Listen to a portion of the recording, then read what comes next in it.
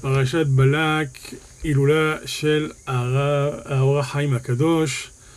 D'abord, le shiur cette semaine, il est les Ilou Nishmat, tous les Hayalim qui sont tombés cette semaine. Hayalek, mais une partie d'eux, je connaissais. Et bon, chez le shiur, il y a les Ilou Nishmatam. Chez les Ilou Nishmatam, que ce soit pour eux, déjà qu'ils n'ont pas besoin de shiur en réalité, étant donné que c'est des malachim et qu'ils ont été Moser et Nafsham, les Gdushat Hachem, les Gdushat Arm Israël, ils ont été Moser et Nafsham pour leur Arm Israël et pour les Gdushat Hachem. Ils sont directement déjà dans le Kisei HaKavod. Valou Cholzot, si on peut les faire monter encore plus haut, alors on leur doit au moins bien ça, et donc ça sera Mamash Lelu Nishmatam. Donc ce soir, on est le Iloula du Roi Chaim HaKadosh. On va donc parler un petit peu du Roi Chaim HaKadosh. On va ramener des enseignements du Roi Chaim HaKadosh. Sur la paracha de Balak, on voit Bilam qui veut maudire le Ham Israël. HaKadosh Baruch Hu lui dit non, tu pourras pas.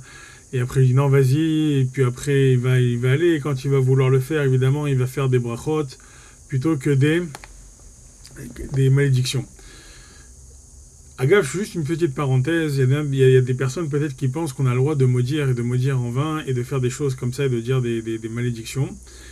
Et même il y en a, je connais même des gens, parmi non seulement quand ils maudissent, mais ils pensent qu'ils ont un certain pouvoir, et que ce pouvoir, en fait, parce que leur malédiction apparemment fonctionne. Et une personne en particulier que je connais comme ça, qui maudit, qui a une malédiction qui est très très forte. Et cette malédiction, une fois par exemple, elle a maudit quelqu'un pour qu'elle meure, et cette personne elle est morte.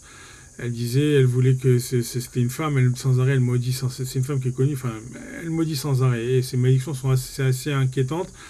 Elle a maudit son mari il est mort assez jeune. Elle a maudit des gens comme ça, ils sont tombés malades, certains sont morts.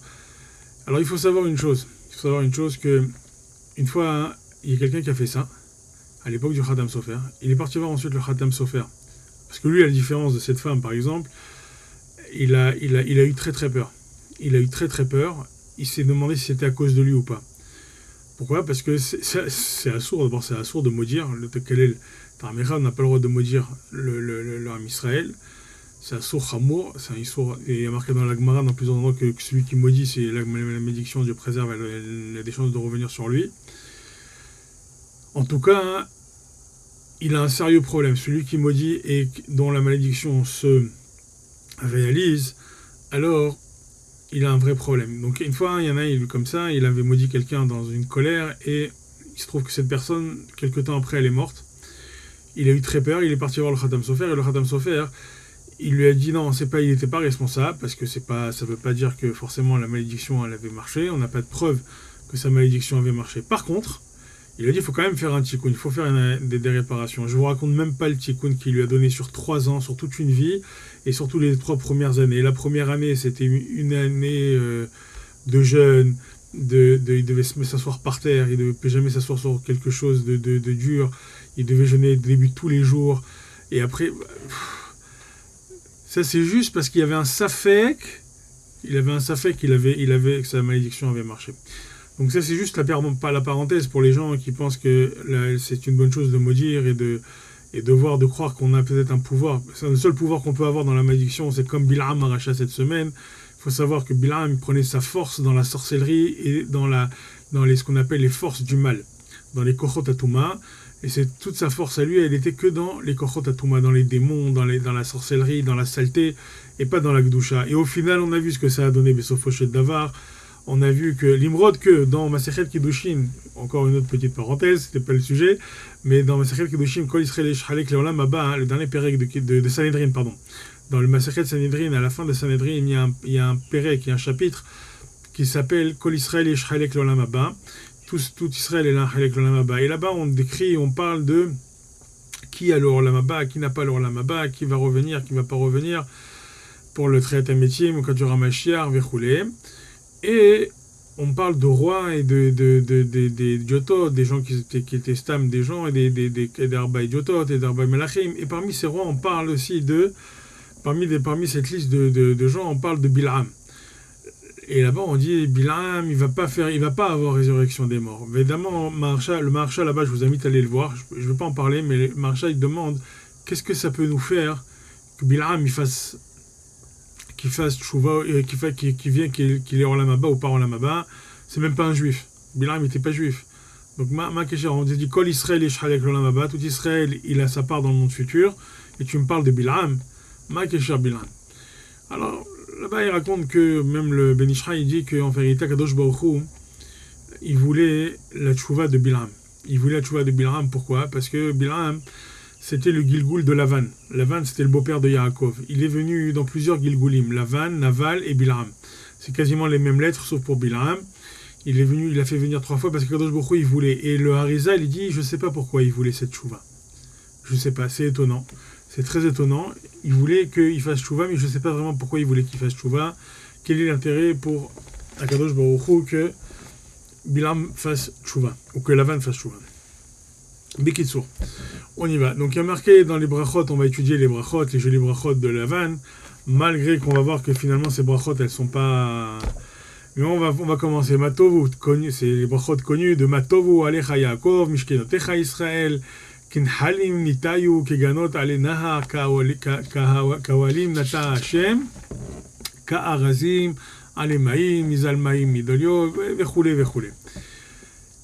Donc, fameux pasouk, fameux verset qu'on lit souvent même dans les mariages en disant Matovu Alecha Yaakov, qu'est-ce qu'ils sont beaux tes tantes Yaakov, et tes demeures Israël, Mishkenotecha Israël, et il va dire là-bas, c'est comme des fleuves, c'est comme des fleuves, des jardins, des Izalmaïm, Midalio, l'eau elle coule du seau, Zaro, Bemaïm, Rabim. Il y a beaucoup d'eau dans ces brachot. Il y a beaucoup d'eau. Veyarom me'agag malko v'chinasem malchuto el motzio Misraim et ketorafot reimlo karaz tata mi kimenu vayivarech ta. Bref, toutes les fameuses brachot. Et d'ailleurs même parmi ces brachot, on va voir que il va dire quelque chose d'extraordinaire. Il va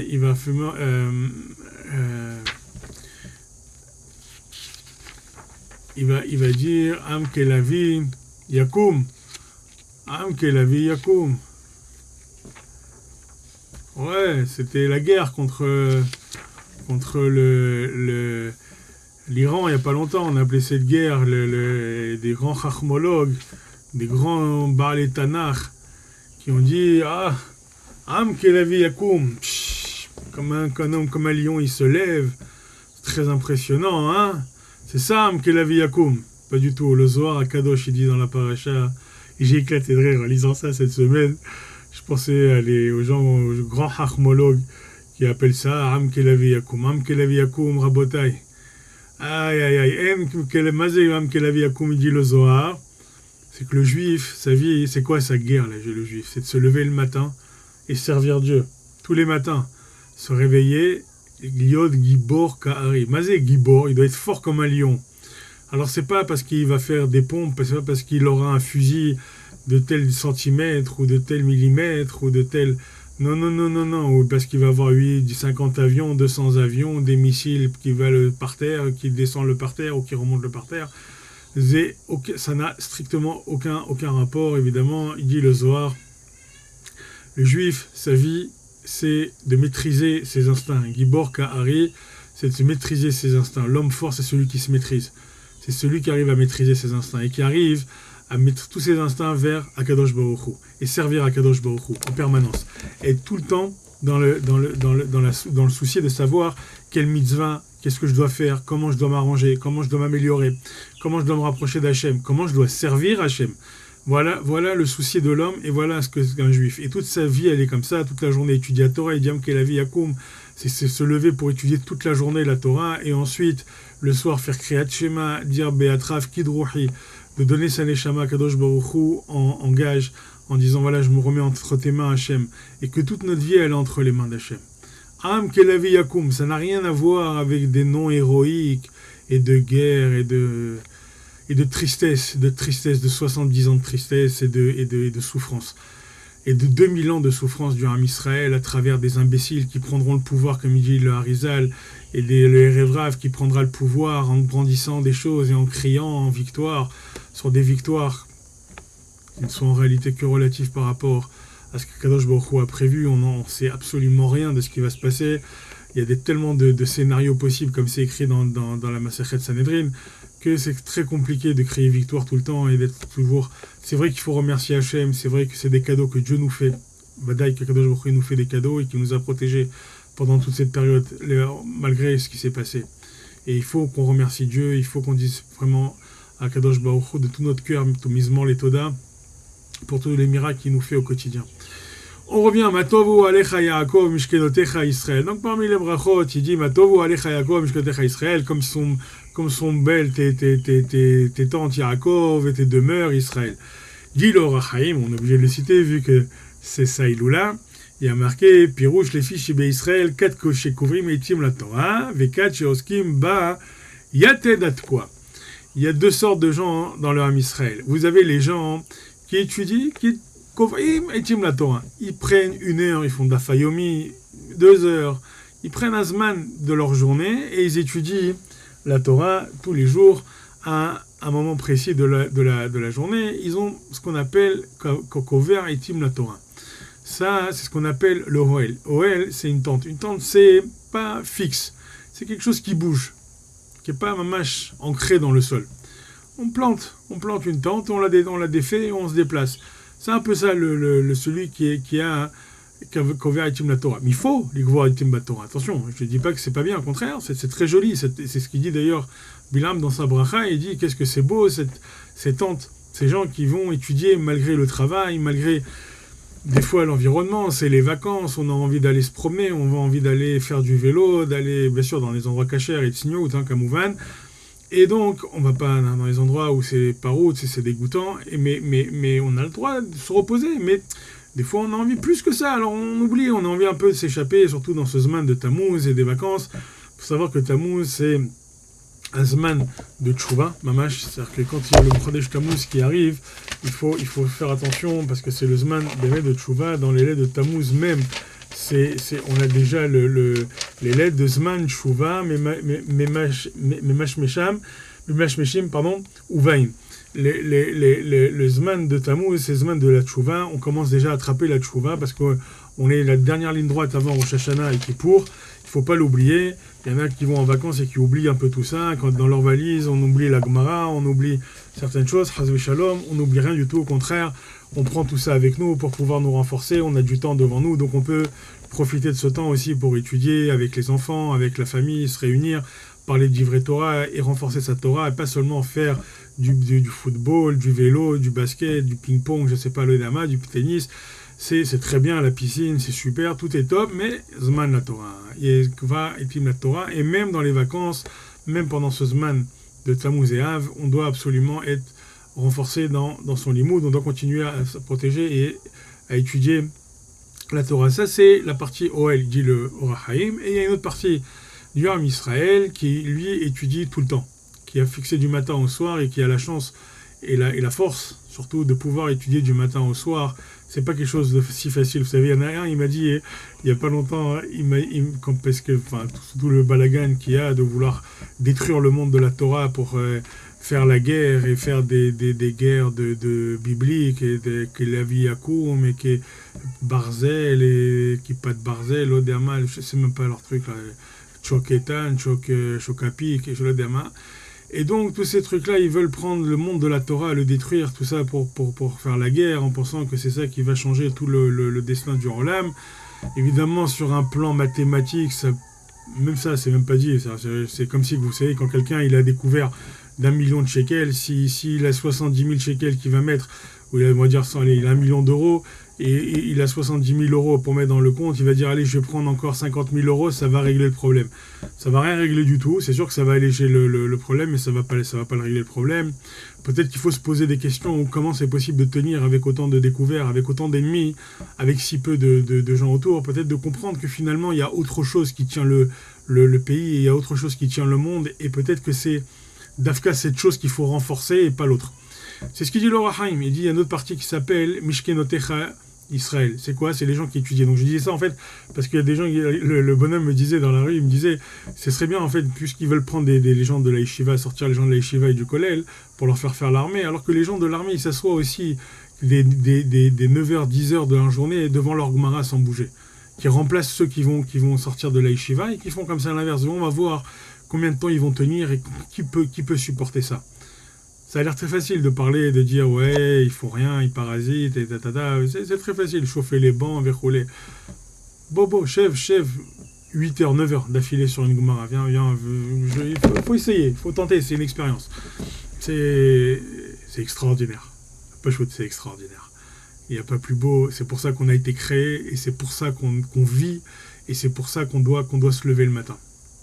2. Matovu alecha Yaakov mishkenotecha Israël. On revient donc maintenant à la partie Mishkan. Mishkan, c'est ceux qui résident, ceux qui s'assoient en permanence et qui étudient la Torah, qui ne bougent pas de leur limoud. Eux, ils sont fixés. Ils sont fixes comme les Mishkan, ils sont shochen, ils résident. Leur résidence, c'est cette partie-là du Ham Israël, il dit le Rachaim Akadosh.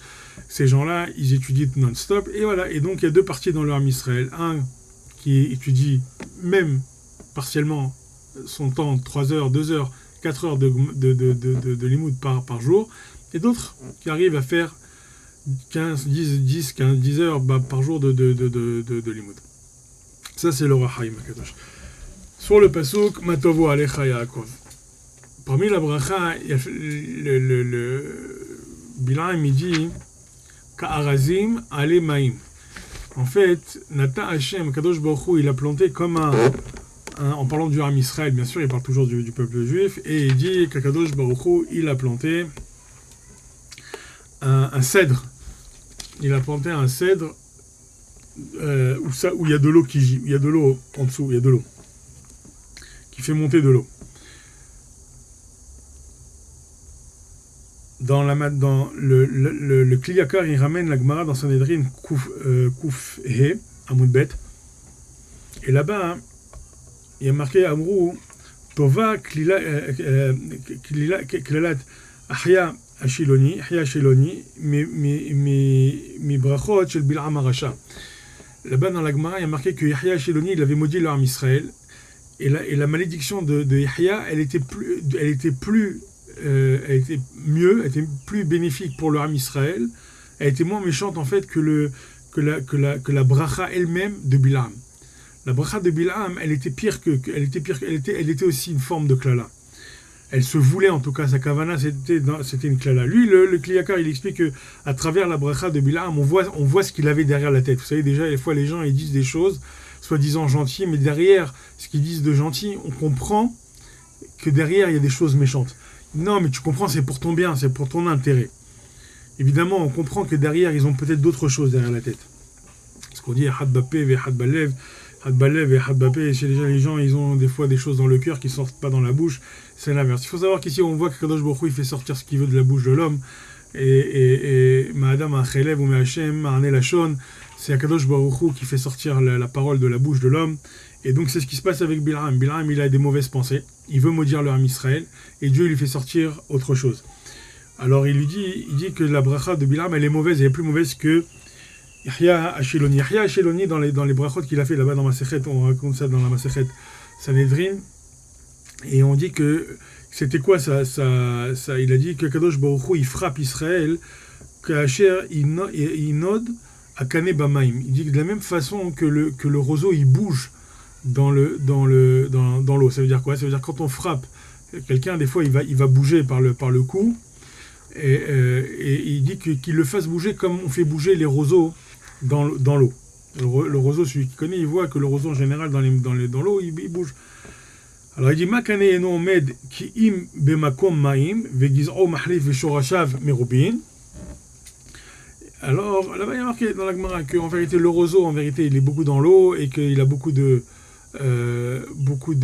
racines et qui bouge énormément. Par contre, lui, Bil'am, il a une malédiction, il a une bénédiction, pardon, vous voyez le lapsus, il a une bénédiction, il dit le Kliyakar, qui est beaucoup plus vicieuse que ça. Pourquoi? Parce qu'il dit que c'est comme le hérez. Il dit que c'est fait comme un hérez, comme un cèdre. En vérité, le cèdre, lui, il n'a pas d'eau. Il n'a pas d'eau. Chez Eno Omed Makom Maim, il dit le Kliyakar. Et Rashi, lui, il donne un truc, il dit Kan karazim alemaim shrina de kaamra achi vepirouj dachok. C'est pas clair le Inyan, c'est qu'il, de toute façon, il a pas d'eau. Le cèdre, il est très grand, il est beau. En vérité, qu'est-ce qui est mieux, de dire quelqu'un frappe-le comme un roseau, qui bouge comme un roseau, ou dire qu'il soit beau comme un cèdre? Qu'il est beau comme un cèdre. Seulement, alors c'était quoi la kavana? Ce qu'il dit le Kliagar, c'était quoi la kavana de Bilam? Qu'est-ce qu'il avait derrière la tête? Lui, il a dit, ok, moi je peux pas les maudire. Je peux les bénir. Il commence à comprendre, même au moment où il est en train de parler. C'est extraordinaire. Parce qu'au moment même où il est en train de parler, il comprend que sa langue, elle est maîtrisée par Dieu. Et même comme ça, il cherche à faire du mal. Il continue encore à vouloir faire du mal. Comment? Il dit que le peuple juif il soit haut comme un cèdre. C'est très grand, les cèdres. On voit ça au Liban. Donc les cèdres, il est très très grand. Et qu'est-ce qu'il veut, Bilam? Il veut que le monde y voit leur âme Israël. Pourquoi? Pour lui mettre l'Aïnara. Parce que lui, il a voulu leur mettre l'Aïnara, le mauvais œil. Il n'a pas réussi. Alors, qu'est-ce qu'il a fait? Il a dit que les autres nations, ils le fassent. Qu'ils soient grands comme des cèdres. Qu'ils soient beaux. Mais la kavana, c'est quoi? Espérons que tu sois beau, tu sois riche. Pourquoi? Pour que les autres, ils te détruisent. Pour que les autres, ils t'envient. Pour que les autres, ils te haïssent. Voilà la kavana de Bilam. On commence à comprendre maintenant que sa bracha, elle est loin d'être une bracha gentille, d'un gentil monsieur qui veut du bien.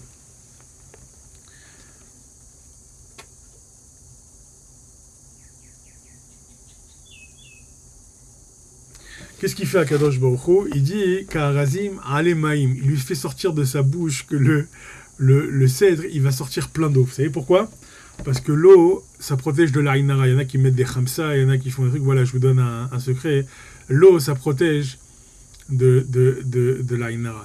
Mais en maïm et la Torah, il n'y a pas d'autre maïm, il n'y a pas d'autre chose qui protège de l'Aïnara que quoi? Que la Torah. Quelqu'un, il veut un secret pour se protéger de l'Aïnara, c'est écrit mes fourrages dans la Gemara.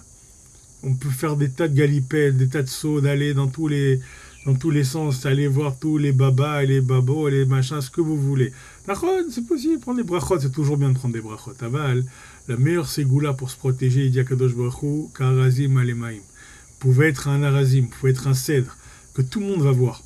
Vous pouvez être très haut, très grand, très fort, très puissant, très riche, tout ce que vous voulez, très chacham. Mais, alemaim, faites sortir de l'eau. Faites sortir de l'eau. Sortez de l'eau, c'est quoi? C'est la Torah. Et le roseau, je vais finir comme ça, bon c'est très long, le Kliakar, vous pouvez aller voir là-bas dans ces mots, c'est très joli. Il dit que le roseau c'est quelque chose, c'est connu, c'est d'avoir Yadoua que le roseau c'est quelque chose qui se tord. Il est très solide, il est très dur, mais il se tord. C'est quelque chose de très dur et il se tord. Et c'est comparé souvent au Ham Israël, c'est comparé au peuple juif. Le peuple juif, il se tord, il se plie. Pourquoi il se plie? Il se plie parce qu'il a l'habitude de se plier, de prendre des coups. Et en réalité, s'il se plie avec l'eau, avec la Torah, ici, il est mnachnia et atzmo de la Torah, alors les coups ne sont plus des coups. Quelqu'un qui prend des coups, qui se baisse, alors le coup, il passe au-dessus de sa tête. Il le prend pas. S'il se tient debout, droit, face au coup, il tombe. C'est pas chaud. Vous voyez, même dans un match de boxe, souvent le boxeur, il baisse la tête pour esquiver les coups. Et s'il se baisse, il y arrive. Si l'homme, il baisse de son niveau et qu'il reste dans la Torah, qu'il est trempé, que ses racines sont dans l'eau, alors il ne s'arrachera pas, comme le roseau. D'ailleurs, c'est pour ça qu'il y a Inyan, il dit le Kliakar d'écrire des Sefer Torah, des Mezuzot, on fait ce qu'on appelle le stylo avec du sofer, le kulmous et le kalmar du sofer. On écrit là-bas le Sefer Torah, on écrit des Mezuzot, on écrit avec le roseau. Moi aujourd'hui, mais certains le font. Alpisod, ça a une grande force parce que ça amène beaucoup de Rahmanout. C'est pas pour rien aussi également qu'au Beth Amikdash on jouait du Khalil, de la flûte, du ney, comme on dit en réalité, cette flûte en roseau, pour accompagner les korban quand le korban ne passait pas, en dernier recours, après les tfilot, après les jeûnes, après tout ce que vous voulez, il n'y a qu'une seule chose qui faisait monter le korban, cette flûte, ce roseau. Vous savez pourquoi? Parce que le roseau, c'est la Rahmanout, c'est ce qui ramène, en fait, il dit le Ben Ishraï là-bas dans la Gemara, dans Masechet Ta'anit, que ça ramène la Rahmanout, ça enlève le din et ça ramène la Rahmanout. Il y a même écrit que les pauvres, quand ils meurent, il faut leur amener quelqu'un qui joue du ney. qui joue justement de cet instrument au moment de l'enterrement, au moment de la levaya. Ça enlève le djinn, ça enlève tous les djinnim. Cette force, le roseau est une force. Donc la klala de Yahya Ashiloni, en réalité, elle n'était pas si terrible. Il dit juste au Bnei Israël que qu'il demande à Dieu qu'il les frappe comme des roseaux. Pourquoi? Pour qu'ils se plient, qu'ils soient nichna lifnei Akadosh Baruch Hu. Voilà ce qu'il veut Akadosh Baruch Hu. Qu'on se prosterne devant lui, qu'on dise Baruch Hu et Hashem hamevorach, et qu'on soit nichna veshorashim bamaim, que toutes nos racines elles soient dans l'eau, qu'on soit plongé intégralement dans l'eau, dans la Torah. Emaim et la Torah. Veze am kelavi yakum. Ça, c'est le peuple qui va se lever comme un lion. Ça, c'est le peuple qui a peur de rien. Pourquoi? Parce qu'Akadosh Baruch Hu, Torah Magna ou Matzla, la Torah, elle protège. La Torah, elle est là pour faire tout ce qu'il y a à faire dans le Olam. Nous, notre seul Aïsek, c'est l'imoud Batorah. Matovu alecha Yaakov ou mishkenotecha Israël. Veze ka'arazim ya alemaim. Donc, on sera comme des cèdres. On sera, ça dit qu'à Tamar et frères, Erez Balevano Nisge. On sera exactement comme ça, des cèdres que tout le monde pourra voir. On n'aura pas peur ni de l'Ainara, ni des peuples, ni des nations, ni de personnes. Chez Yeratson Bezrat Hashem, chez Yakoum, chez Matovu Alecha Yaakov, Mishkenotecha Israël, qu'on puisse étudier, que ce soit Kavua, que ce soit tous des Mishkan. Kadosh Baruch Hu, il dit que là-bas, il y a Oalecha, c'est au pluriel, parce qu'il y a différents niveaux dans le Oel, dans la tente. On peut monter tout le temps, on monte pour arriver au Mishkan, pour arriver au Bet Kodesh HaKodashim, pour arriver vraiment au plus près d'Akadosh Baruch Hu, que c'est le tafkid de l'homme, et c'est ça de se réveiller comme tous les matins, Gibor Kahari, être comme un lion, pour pouvoir maîtriser tous nos instincts et nous rapprocher d'Akadosh Baruch Hu et de Biat HaMashiach. Shabbat Shalom Vorach.